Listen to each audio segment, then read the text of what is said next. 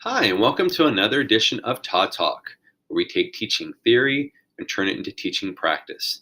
The topic for today's talk will be spring break.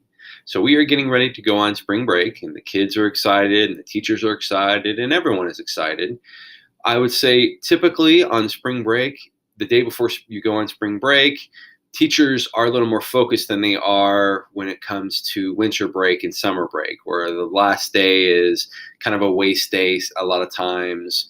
And I do have another Todd Talk that talks about things that you could do on the day before holiday break or winter break. And so in this case, however, kids are usually pretty much doing with their routines and and doing their classwork and things of that nature.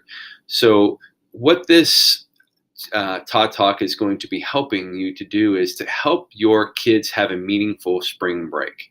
So what are things that you can suggest to them to make sure that they are getting something out of their spring break? I am by no means suggesting that you assign a book report or a research paper or an assignment or a project where they're going to be working over their spring break. What I am saying is that there are opportunities for kids to learn during spring break, just like there are opportunities to learn anywhere. And helping kids to seize those opportunities and see them for what they are is going to be really important. So I have 5 tips for helping kids to learn during spring break. The first tip is if they're going somewhere, make sure they are paying attention. I talk to students all the time that go out to great locations, whether they're going to Texas or Florida or even to like the Dominican Republic or someplace like that. And yet they come back and I ask how things were, and they don't really have much to report on. It was like they hadn't even left, where they were from. So having kids be mindful about where they're going. So one thing I always suggest is for kids to get their heads out of their phone and out of their laps when they're driving somewhere and pay attention. So you don't have to watch the entire time, but are you seeing, what's going on in the world around you rather than just focused in on what's immediately in front of you?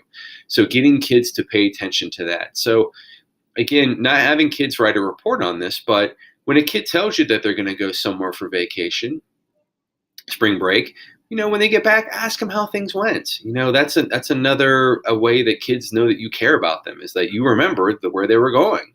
And again, you don't have to make an assignment, but just have a conversation with that child and what they got out of it, and did they get something meaningful out of it. So encouraging your kids to pay attention when they go on spring break, if they're going somewhere, and making sure they're getting the most out of their experience. The second thing is if they're not going out of town, a lot of kids stay in town, a lot of teachers stay in town. My suggestion is to have them be tourists in their own town. So what that means basically is that there are lots of really cool things to do in your town.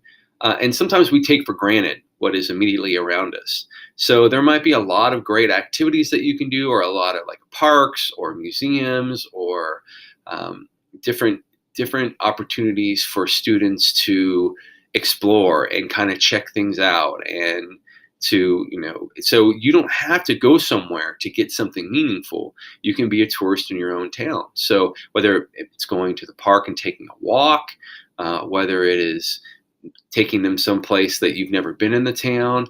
I've lived in the town I live in for the last 22 years, and there are still things that I'm discovering when I drive around or when I pay attention. So similarly, have your kids pay attention, have them be tourists in their own town. So the third thing that I'm going to suggest is screen time. So as a teacher, I am in no way, shape, or form suggesting that you suggest to parents the amount of screen time that their child gets to watch. That is a family decision. That's something that they need to decide on for themselves, how much screen time they're going to give a child. But undoubtedly, a child is going to have some screen time. And so the question is, as their teacher, can you point them in the direction of content that is going to be meaningful or is going to help them to learn? And it doesn't have to be blatantly an educational program, but there are all sorts of cool tutorials on YouTube that allow kids to learn how to do something, whether it's how to fold a paper airplane or how to make a really cool water, bomb. So, they're learning in that process. So there are things that you can point them towards. I will include a link to a web page that has all sorts of really cool um, YouTube channels, but some of those are that kids can look at are there's what's called TED Ed, and TED Ed is basically lessons for kids, whether they're riddles or they investigate nature or something like that. They can watch these and they get something from those. It's okay to be smart is one. It is about science and the universe that they live in. However, it is kid friendly, and this could be kids of all ages. There's going to be different content for different age kids. So depending on the age of your students, the content is going to be more appropriate or not. One that's really good is by Amy Poehler. It's called Smart Girls, and it's a do-it-yourself, such as how to make bath bombs. But it's designed to inspire girls specifically. So if you have, you want to direct girls towards these, they'll get something inspiring out of.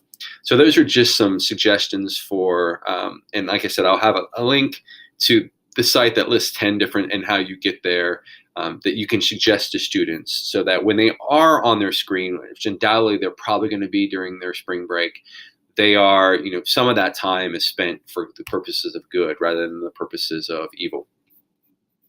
The fourth thing I'm going to talk about is a passion project. So again, I'm not suggesting you assign kids something or that you grade something or anything of that nature, but you can certainly challenge your students. You can challenge your students to learn about something, especially if they're not going anywhere for spring break. You can challenge them to learn something they've always wanted to learn. It doesn't have to be educational in nature. It could be they've always wanted to learn how to ride a skateboard. So challenge them to do that. To get outside and get off their butt and to try learning something that they haven't learned. Most students love to learn, and so they just don't necessarily love to learn what you want to teach them. And so spring break is a perfect time to explore that love of learning and something that they've always wanted to learn.